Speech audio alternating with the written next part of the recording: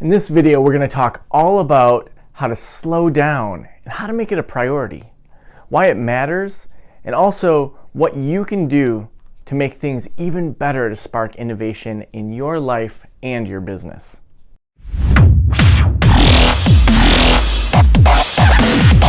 I remember this moment early in my career as a therapist, and I was working to grow my private practice, and I had tried to get on all these insurance panels, and I tried to network, and I was working full-time for community mental health.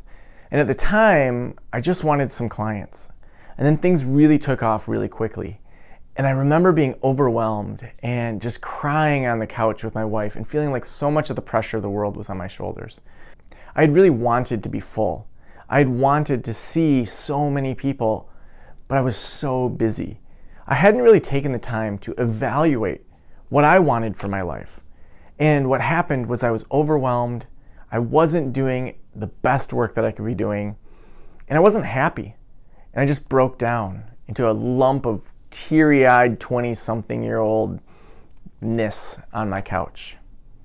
In this video, we're going to talk all about why it's essential for you to slow down and how actually it's one of the keys for you to be more successful in your business and in your life.